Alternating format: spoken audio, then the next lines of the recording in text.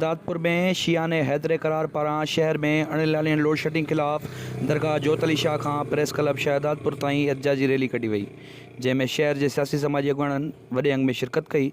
इन मौक़े ते वापडा खिलाफ़ सख़्त नारेबाज़ी कंदे एहतजाज कंदड़नि सिंध टीवी न्यूज़ सां ॻाल्हाईंदे चयो त जी तव्हांखे ख़बर आहे अॼो कोई धरणो एमरजेंसी में राति दोस्तनि खे चयो वियो मशवरो करे कि जेका हालत लगी पई आहे आया में आज़ादी असांजी डिस्टर्ब कई बि वञे। जॾहिं त मीटिंग में तय थियो हो त राति जो लोड शेडिंग कोन थींदी ऐं 7, 8, 9, 10 लाइट कोन वेंदी। तव्हां ॾिसो पिया मुल्क जा हालात किॾां पिया वञनि। जेके बि टारगेट किलिंग लगी पई हुअनि कराची में, सिंध पुलिस असांखे फुल प्रूफ सिक्योरिटी ॾिनी आहे। असीं थैंकफुल आहियूं एसपी साहब जा, हिते DSP साहब जा, SHO साहब जा। पर सिक्योरिटी तॾहिं थींदी जॾहिं लाइट हूंदी। असांजा सुभाणे खां अॼु खां जुलूस शुरू आहिनि, हाणे उहे अगरि उधाइम ईंदा त पुलिस छा कंदी। लिहाज़ा आऊं वरी रिक्वेस्ट थो कयां असांजे DC साहब के, एक्सीडेंट साहब के, त असांजी शहर शहदादपुर में ॿिए बि जाइ ते किथे बि असांखे लाइट ॾिनी वञे। ऐं हिते जेको धरणो मुख्य जेको ख़ासि करे दोस्तनि सलाह कई आहे उहा वजह इहा आहे त हिननि पैसा वठी कारखाननि वारनि खां उते हिननि लाइट ॾिनी आहे ऐं शहर शहदादपुर में आसेकार फॉल्ट करे हिते लाइट बंदि कई बि वञे। कुझु फॉल्ट थिया बि आहिनि, असीं नथा चऊं, पर कुझु फॉल्ट हथरादू बि कया पिया वञनि जंहिंजे करे लोड शेडिंग थिए पई। इहो असांजी दिलादारी बि थिए, असांखे या हुसैन करणु ॾियो आराम सां। हीअ नंढड़ी कॉल आहे, अगरि अॼु अञा बि न सुधरिया त 9 मुहर्रम खां पोइ हिकिड़ो वॾो धरणो लॻंदो जंहिंमें तमामु सियासी समाजी मज़हबी जमायतूं शिरकत कंदियूं।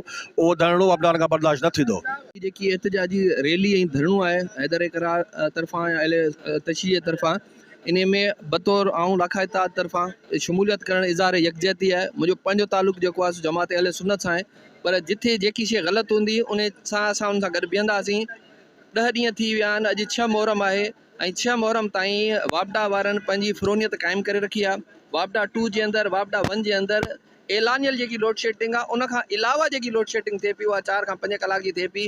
फ़ोन कयूं था, फ़ोन करण लाइ केरु तयारु कोन्हे को। कल्ह राति जी ॻाल्हि ॿुधायां थो, मां सुपरिटेंडेंट खे फ़ोन कया, मुंहिंजो साईं लाइट केॾी महिल ईंदी, चए थो मूंखे ख़बर कान्हे का, मूंखे ख़बर कान्हे का, तव्हां वञी ऑफिस मां पुछो। मतिलबु ऐं ऑफिस वापडा 2 जी ऑफिस में असां पहुचूं था।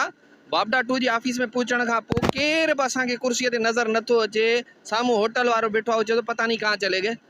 सो इहा नाइंसाफ़ी आहे। ईअं न थिए वापडा वारनि खे जो जीअं SRTC जे मुलाज़िमनि जो हशर थियो, उन्हनि जा जॾहिं इदारा प्राइवेटाइज़ थिया त उहो गले में मानियूं लटकाए उन्हनि एहतजाज कया। वापडा वारनि सां अहिड़ो ई हशर न थिए, उहो ॾींहुं न अचे।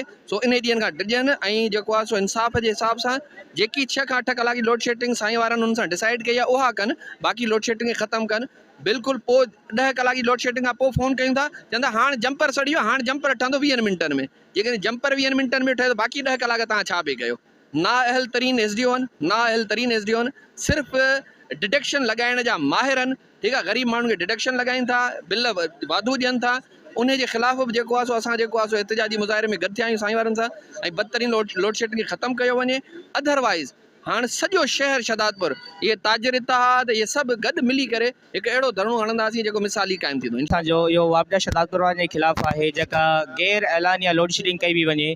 छोकी अयाम आज़ाद जा ॾिहाड़ा आहिनि जंहिंमें असां जेको आहे आज़ादारी पंहिंजी जेका कयूं था, जेके अशरा थियनि था या नुआखानियूं थियनि थियूं, उन में मुकमल तौर ते असां डिस्टर्ब आहियूं। लिहाज़ा असां आला अफ़सरान खां इहो मुतालबो था कयूं ख़ुदा जेका गैर ऐलानिया लोड शेडिंग आहे उहा ख़तमु कई वञे, जीअं असां पंहिंजी इबादत मुकम्मल नमूने से कर सकूँ। आपको अंदाज़ा है कि ये 10 दिन हमारे जो है वो अयाम के दिन होते हैं और हमेशा हम इन 10 दिनों में पुरअमन तरीके से अपना काम करते, अपने मजलिस से अपनी जुलूस निकालते हैं।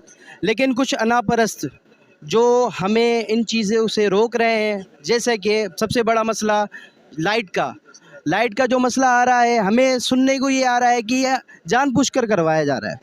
हम अमन परस्त लोग हैं, हमारा मुतालबा सिर्फ यही है आपसे कि आप इन दिनों में हमें मजबूर ना करें कि हम कोई एक्शन उठाएं। आपसे गुजारिश है कि आप ये तमाम जो चीज़ें हैं इनको मामलात को आप बैठ के हल करें और हमें जो है 10 दिनों में पुरअमन रहने दें। कैमरामैन टीम सां गॾु असद दायरी, सिंध टीवी न्यूज़ शहदादपुर।